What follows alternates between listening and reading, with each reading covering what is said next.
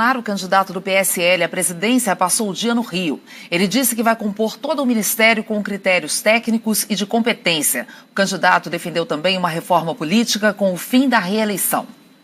Jair Bolsonaro saiu de casa por volta das 10 da manhã. O único compromisso na agenda de hoje foi a gravação de programas do horário eleitoral gratuito no rádio e na TV. Depois de gravar, o candidato do PSL deu entrevista e falou sobre as propostas que tem para a educação.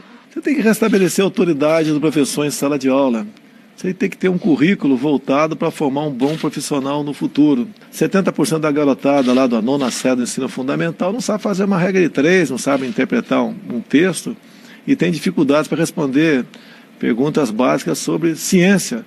Tem que mudar isso daí. Não é fácil? Não é. Para implementar as propostas, Jair Bolsonaro disse que o ministro da Educação e todo o primeiro escalão do governo vão ser escolhidos por critérios técnicos, sem a interferência de partidos políticos. Tem que ser alguém que entenda aquele assunto, assim como na defesa vai ter um oficial general de 4 estrelas. No Itamaraty, alguém do Itamaraty.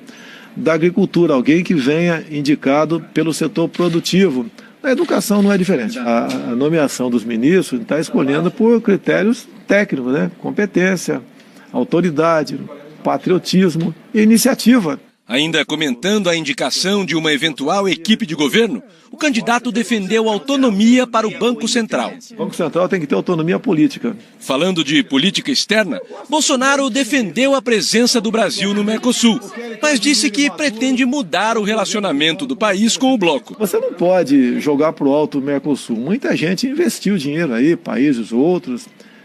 Agora, o que não pode é continuar sendo usado um acordo como esse para atender interesses ideológicos. Nós vamos buscar maneira de fazer comércio com toda a América do Sul, repito, sem o viés ideológico. O candidato do PSL também falou sobre reforma política.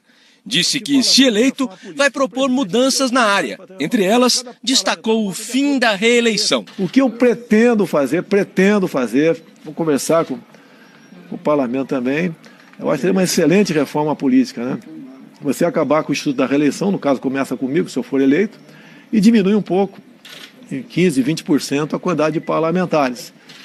E também nós temos um sistema eletrônico de votação confiável, que possa ser auditado. Eu acho que dessa forma já ajudaria muito a reforma política.